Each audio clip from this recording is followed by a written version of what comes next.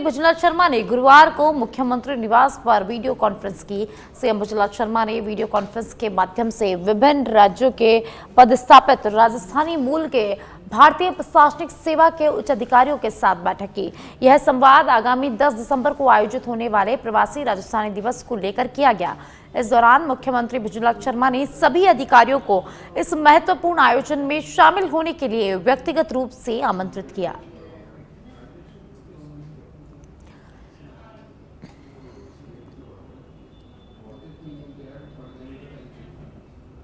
जम्मू रामगढ़ के ताला सीएचसी में चिकित्सा व्यवस्था भगवान भरोसे नजर आई, जब घायल को लेकर पहुंचे ग्रामीणों को अस्पताल में कोई स्टाफ मौजूद नहीं मिला, जिस पर उन्होंने हंगामा कर दिया। ग्रामीणों का आरोप है कि चिकित्सक अस्पताल छोड़ आवास पर आराम कर रहे थे और शराब के नशे में थे। हंगामे के दौरान चिकित्सक की पत्नी के साथ ग्रामीणों की कहासुनी भी हुई। बताया जा रहा है कि चिकित्सक पहले भी विवादों में रह चुके हैं और विधायक महेंद्रपाल मीणा सहित अधिकारियों के पास शिकायतें पहुंच चुकी है। पूरे घटनाक्रम का वीडियो सोशल मीडिया पर अब जमकर वायरल हो रहा है। हालांकि सच बेधड़क इस वायरल वीडियो की पुष्टि नहीं करता है। तो जम्मू रामगढ़ से खबर है, जहां आवास पर चिकित्सक आराम करते मिले। ग्रामीण घायल को लेकर अस्पताल पहुंचे, लेकिन चिकित्सक अस्पताल में नहीं मिले, वे घर पर आराम करते हुए नजर आए। और इसके बाद चिकित्सक की पत्नी से ग्रामीणों की कहासुनी हुई।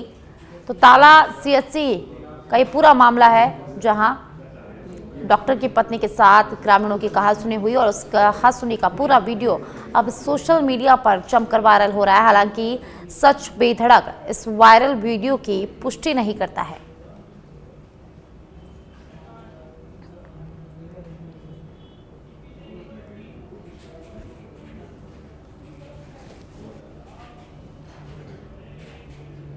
और अब भरतपुर से खबर है, जहां जिला कलेक्टर कमल चौधरी ने आरबीएम अस्पताल का औचक निरीक्षण किया। उन्होंने अस्पताल की चिकित्सा सुविधाओं, पार्किंग व्यवस्था और साफ सफाई की स्थिति का यहां पर जायजा लिया। इसके अलावा उन्होंने अस्पताल परिसर में स्थित धर्मशाला, रसोई घर और आश्रय स्थल की व्यवस्थाओं की भी समीक्षा की। उन्होंने अन्नपूर्णा रसोई पहुंचकर वहां भोजन कर रहे लाभार्थियों से भोजन की गुणवत्ता की प्रतिक्रिया ली, जिन्हें व्यवस्थाएं संतोषजनक मिली। निरीक्षण के दौरान कलेक्टर ने कहा कि पहले की तुलना में अस्पताल की सफाई और अन्य सुविधाओं में सुधार हुआ है। साथ ही उन्होंने अस्पताल प्रबंधन को निर्देश दिए कि मरीजों और उनके परिजनों की सुविधाओं को निरंतर बेहतर बनाए रखा जाए।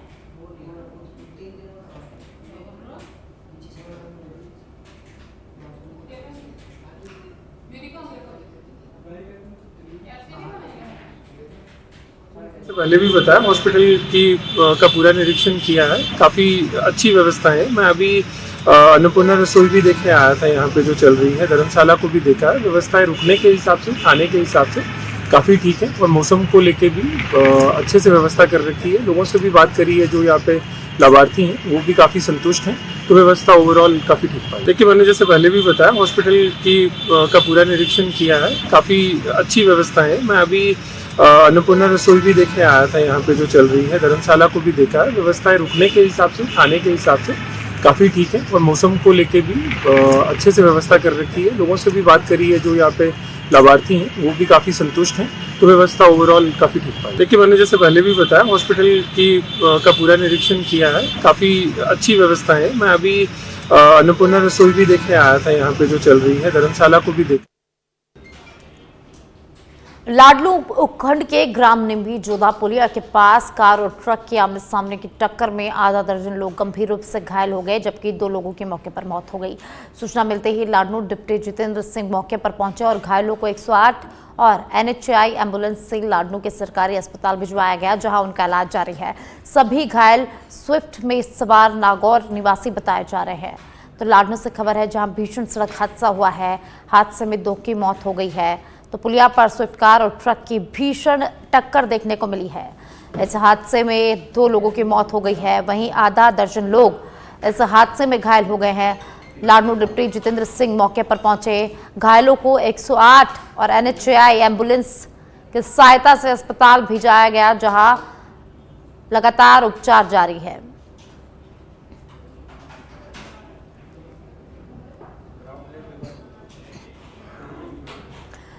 सीकर जिले के श्रीमाधोपुर में बंदरों का आतंक लगातार बढ़ रहा है, जिससे अस्पताल, बाजार और रिहायशी कॉलोनियों में लोगों की परेशानियां बढ़ गई है। अस्पताल परिसर में मरीजों और परिजनों पर बंदरों की आक्रामक हरकतें लगातार जारी है, जबकि कॉलोनियों में छतों और गलियों में बंदरों की उछल कूद से महिलाओं, बच्चों और बुजुर्गों का निकलना मुश्किल हो गया है। बंदर दुकानों के सामान खींचकर नुकसान पहुंचा रहे हैं और कई जगह इंटरनेट के तार तोड़कर कनेक्टिविटी बाधित कर दी है। स्थानीय लोगों का आरोप है कि सोशल मीडिया पर लगातार शिकायतों के बाद भी नगरपालिका कार्रवाई यहां पर नहीं कर रही है। शहर वासियों ने बंदरों को पकड़कर सुरक्षित जगह भेजने और समस्या का स्थायी समाधान निकालने की यहां पर मांग की है।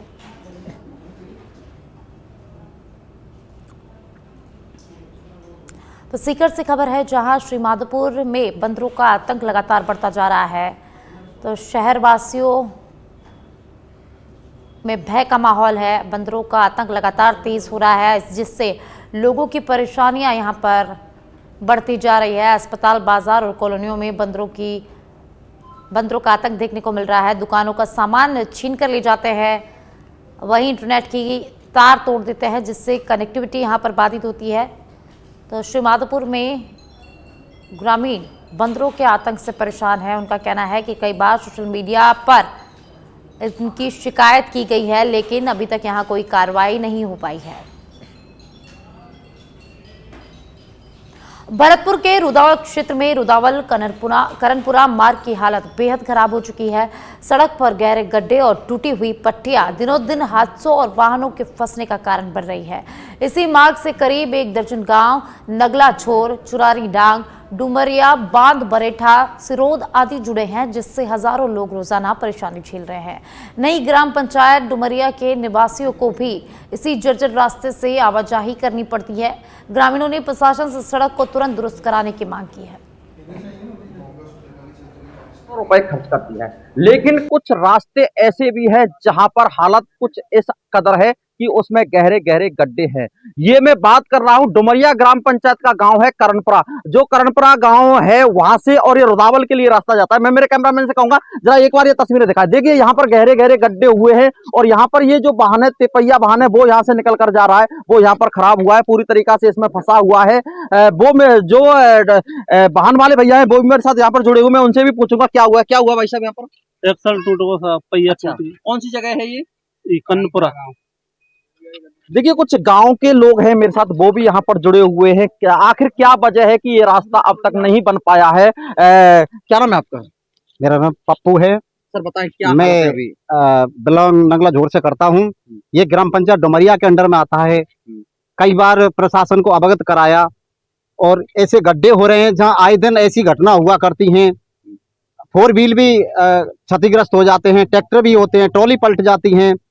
काफी प्रशासन को अवगत कराया, लेकिन कोई ध्यान नहीं देता।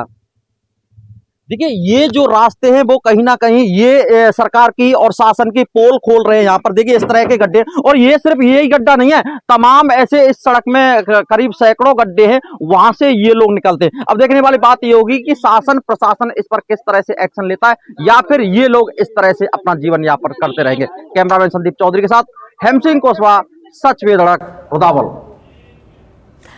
केकड़ी जयपुर मार्ग पर टोंक जिले के कोटड़ी गांव में गुरुवार को ग्रामीणों और छात्र छात्राओं ने रोडवेज बसों के निर्धारित स्टैंड पर नहीं रुकने के विरोध में राजमार्ग पर जाम लगा दिया। प्रदर्शनकारियों का कहना था कि बसें कोटड़ी बस स्टैंड पर बिना रुके निकल जाती है, जिससे केकड़ी और मालपुरा जाने वाले विद्यार्थियों को भारी परेशानी का सामना करना पड़ता है। कई बार शिकायत के बावजूद कार्रवाई नहीं होने से आक्रोशित ग्रामीणों ने जाम लगाकर विरोध जताया, जिसके चलते वाहनों की लंबी कतारें लग गई। सूचना पर पुलिस और प्रशासन मौके पर पहुंचे और समाधान का आश्वासन देकर स्थिति सामान्य कराने का यहां पर प्रयास किया गया।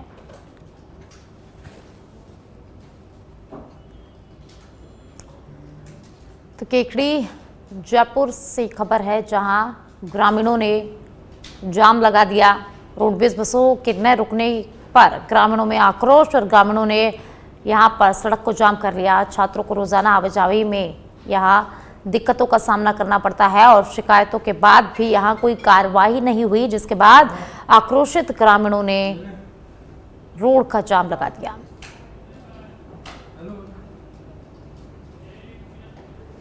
बांसवाड़ा पुलिस ने नशे के खिलाफ बड़ी कार्रवाई करते हुए सदर थाना क्षेत्र में अवैध शराब से भरे 2 डंपर पकड़े हैं। पुलिस ने पहले डंपर से 239 और दूसरे से 241 पेटियां शराब और बियर बरामद की, जिनकी कुल कीमत करीब 20 लाख रुपए आंकी गई है। फोम के कट्टों में छिपाकर बांसवाड़ा से गुजरात ले जाई जा रही इस खेप के साथ 2 तस्कर भी गिरफ्तार किए गए हैं। कार्यवाही सीआई बुद्धाराम बिश्नोई की टीम ने की, जबकि पुलिस अब नेटवर्क के किंगपिन और सप्लाई चेन की जानकारी जुटा रही है।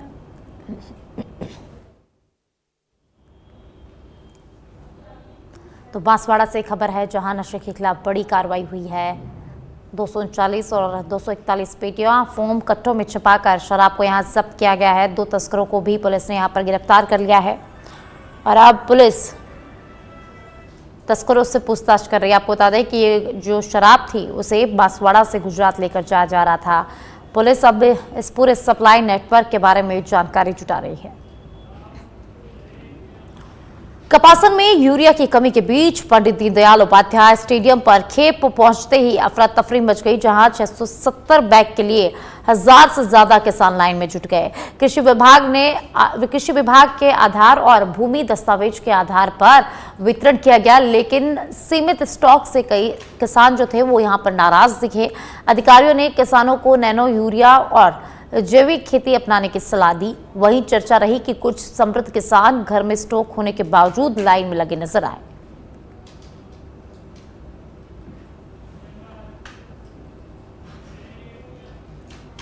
पन्ना टाइगर रिजर्व का लोकप्रिय बाघ P247 गंभीर रूप से घायल अवस्था में पाया गया। सोशल मीडिया पर वायरल वीडियो में उसकी हालत काफी नाजुक दिख रही है। नियमित मॉनिटरिंग के दौरान बाघ के सिर पर गहरी चोट आई, जिससे वह घायल हो गया, जो आपसी संघर्ष का परिणाम बताया जा रहा है। पहली प्राथमिक उपचार से स्थिति सुधरी थी, लेकिन अब हालत फिर से उसकी बिगड़ गई है। डिप्टी डायरेक्टर मोहित सूद के अनुसार वन्यजीव विशेषज्ञ डॉक्टर संजीव गुप्ता ने डार्ट से एंटीबायोटिक और आवश्यक दवाएं दी है और टीम लगातार निगरानी कर रही है। वरिष्ठ अधिकारियों को रिपोर्ट भेज दी गई है, जबकि देश भर के वन्यजीव प्रेमी बाघ के स्वस्थ होने की प्रार्थना कर रहे हैं।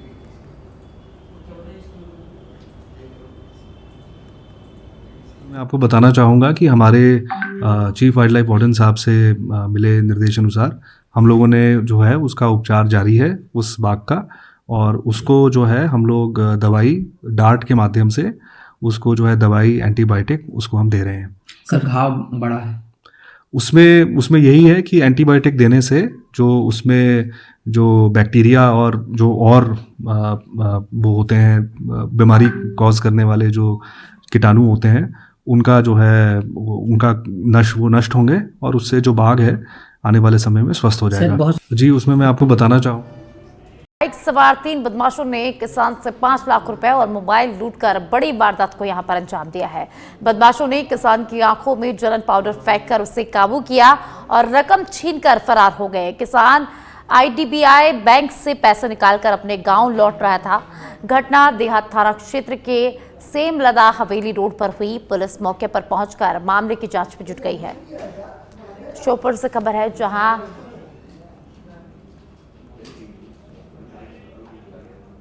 मध्य प्रदेश के भिंड जिले के लखनपुरा गांव में एक युवक ने सोशल मीडिया पर ब्राह्मण समाज के खिलाफ भड़काऊ बयान देने के मामले में विवाद बढ़ा दिया है। परशुराम सेना के जिला अध्यक्ष देवेश शर्मा ने देहात थाने में शिकायत दर्ज कराते हुए वीडियो में दिए गए आपत्तिजनक शब्दों पर कार्रवाई की मांग की है। शिकायत के बाद पुलिस ने युवक के खिलाफ मामला दर्ज कर लिया है और आगे की जाँच शुरू कर दी है। उनका लड़का है, लखनपुरा का रहने वाला है, उसने अभद्र टिप्पणी करी थी, उसके खिलाफ हम लोगों ने आज आवेदन दिया है देहात थाने पहुंचकर, और अभी उसके खिलाफ FIR हो रही है। और मैं उस भीमटे से कहना चाहता हूं, अपनी औकात में रहे, ज़्यादा बोलने की जरूरत नहीं है, मुंह चेटने की जरूरत नहीं है, मुंह सुखाड़ के और पेड़ पे लटकी मिलेगी। अब बहुत हद हो गई, बहुत दिनों से तेरी बदतमीजी सुन रहे हैं और रील बना के ब्राह्मणों के खिलाफ डाल रहा है। तो मैं उसको बता देना चाहता हूँ कि लाइव के माध्यम से, अब ब्राह्मण बहुत दिनों से सोच रहा है, समझ रहा है जो दक्षिण पन्ना वन विभाग क्षेत्र में सांभर के एक क्रूर शिकार का मामला सामने आया है, जहां शिकारियों ने बिजली के तार से कटिया लगाकर सांभर को मार डाला। गोपनीय सूचना पर सलेहा वन परिक्षेत्र की टीम ने ग्राम बडोरा के पास कार्रवाई करते हुए आरोपी राहुल वाल्मीकि को पीछा कर पकड़ लिया, जिसके पास से करीब 10 किलो सांभर का कच्चा माल बरामद हुआ। आरोपी ने 2 फरार साथियों के साथ मिलकर शिकार की बात कबूली। मौके से कटिया, बांस और खूंटी भी जब्त की गई है। वन विभाग ने वन्य जीव अपराधों पर जीरो टॉलरेंस की नीति दोहराते हुए फरार आरोपियों की तलाश तेज कर दी है। घटना है परसों रात की लेट नाइट पे हमारे सलेहा रेंज की रेंज ऑफिसर सुश्री जीतू सिंह बघेल मैडम, उनके पास में एक मुखबिर से जानकारी आई थी कि कुछ लोगों ने सांबर का शिकार किया है और उनके पास में कच्चा मांस है। तो जो हमारा गश्ती दल रात्रि गश्ती के दौरान पास में ही था, उनको तुरंत वहां पे भेजा गया और उन्होंने 3 लोगों को सांबर के मांस के साथ पकड़ा, जिनमें से एक व्यक्ति उस टाइम बाइक से तुरंत भाग गया, फरार हो गया। 2 लोग हमारी गिरफ्त में हो गए और अगले दिन हमारी टीम ने जांच की, तो जांच के दौरान पता चला कि जो आरोपी हैं उन्होंने अपने खेत के साइड से गुजरने वाला एक ट्रांसमिशन लाइन 11 kV वाली वहां।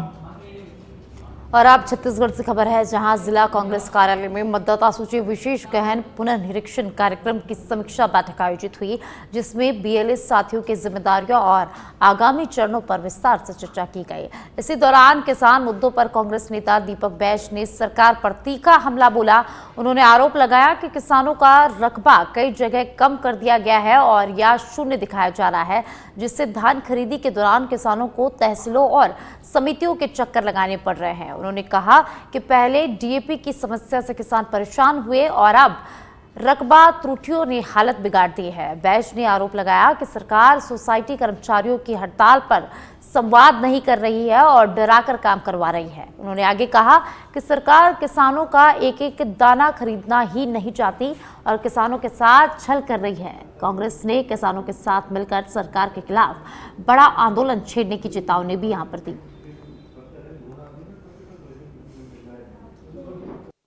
है और हमारे मतदाता हर बूथों में बराबर जा रहे हैं और निगरानी रखे हुए हैं। धान खरीदी समिति में किसानों को लगातार परेशानियां देखने को मिल रही है, क्या दिक्कत होने के नाते कांग्रेस? देखिए, आज लगातार 15 दिन से ऊपर हो चुके हैं। पूरे प्रदेश में धान खरीदी चल रहा है, अव्यवस्थित है, टोकन मिल नहीं रहा है, टोकन काट नहीं रहे हैं और धान खरीदी में रकबा काटा जा रहा है। किसान परेशान है, बारदाना नहीं है। कहीं ना कहीं सरकार का नियत शुरू से साफ नहीं है। पहले डीएपी मत दो, यूरिया मत दो, फिर किसान जो सोसाइटियों में कर्मचारी हड़ताल पर है उनसे बातचीत नहीं, डरा धमका कर वापस करना। मतलब कुल मिलाकर सरकार नहीं चाहती कि किसानों का एक एक दाना दान खरीदे।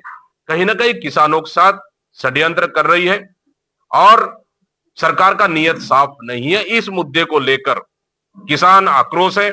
आने वाला समय में किसानों के पक्ष में सरकार के खिलाफ में कांग्रेस पार्टी बड़ी लड़ाई लड़ेगी और